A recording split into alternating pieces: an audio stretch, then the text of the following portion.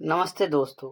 आज हम कन्या पूजन विधि तथा उनकी उम्र एवं 9 देवियों के रूप में उनका महत्व तथा उम्र के अनुसार भोजन कराने के फल का वर्णन करेंगे। कन्या पूजन विधि के लिए निर्देश ये है कि नवरात्र पर्व के दौरान या कोई अन्य कार्यक्रम हो, कन्या पूजन का बड़ा महत्व है। 9 कन्याओं को 9 देवियों के प्रतिबिंब के रूप में पूजने के बाद ही भक्त का नवरात्र व्रत पूरा होता है। अपने सामर्थ्य के अनुसार उन्हें भोग लगाकर दक्षिणा देने मात्र से ही माँ दुर्गा प्रसन्न हो जाती हैं और भक्तों को उनका मनचाहा वरदान देती हैं। कुछ लोग नवमी के दिन भी कन्या पूजन करते हैं, लेकिन अष्टमी के दिन कन्या पूजन करना श्रेष्ठ रहता है। कन्याओं की संख्या 9 हो तो अति उत्तम, नहीं तो 2 कन्याओं से भी काम चल सकता है। कन्या पूजन विधि।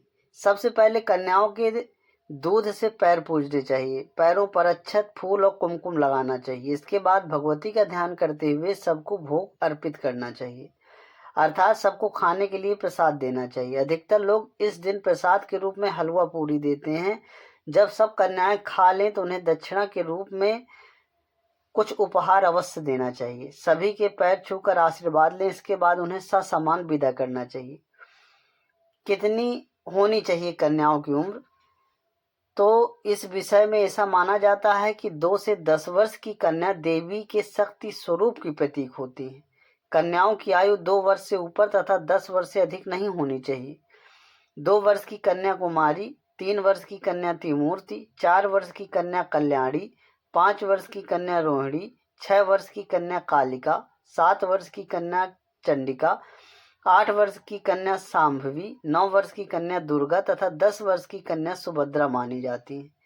इनको नमस्कार करने के मंत्र निम्नलिखित हैं।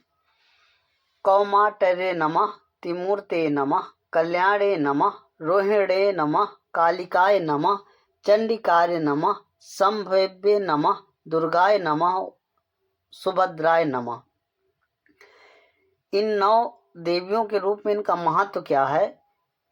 तो पहले नंबर में हिंदू धर्म में 2 वर्ष की कन्या को कुमारी कहा जाता है। ऐसी मानता है कि इनके पूजन से दुख और दरिद्रता समाप्त हो जाती है।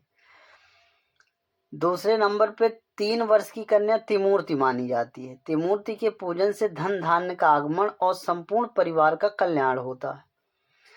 तीसरे नंबर पे 4 वर्ष की कन्या कल्याणी के नाम से संबोधित की जाती है। कल्याणी की पूजा से सुख समृद्धि की प्राप्ति होती है। चौथे नंबर पे 5 वर्ष की कन्या रोहिणी कही जाती है। रोहिणी के पूजन से व्यक्ति रोग मुक्त हो जाता है। 5वें में 6 वर्ष की कन्या कालिका की अर्चना से विद्या, विजय, राजयोग की प्राप्ति होती है। 7 वर्ष की कन्या चंडिका के पूजन से ऐश्वर्य की प्राप्ति होती है। 8 वर्ष की कन्या सांभवी की पूजा से वाद विवाद में विजय होती है तथा मुकदमे आदि में भी विजय होती है। 9 वर्ष की कन्या को दुर्गा कहा जाता है। किसी कठिन कार्य को सिद्ध करने तथा दुष्ट का दमन करने के उद्देश्य से दुर्गा की पूजा की जाती है। 9वें में 10 वर्ष की कन्या को सुभद्रा कहते हैं। इनकी पूजा से लोक परलोक दोनों में सुख प्राप्त होता है। नवरात्र पर्व पर कन्या पूजन के लिए कन्याओं की संख्या 7, 9 या 11 की संख्या मन्नत के मुताबिक पूरी मानी जाती है।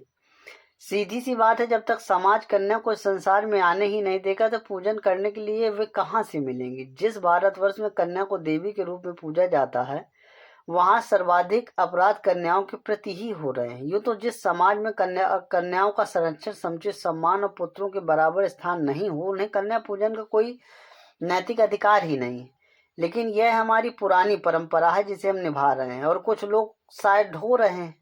जब तक हम कन्याओं को यथार्थ में महाशक्ति यानी देवी का प्रसाद नहीं मानेंगे, तब तक कन्या पूजन नितांत ढोंग ही रहेगा।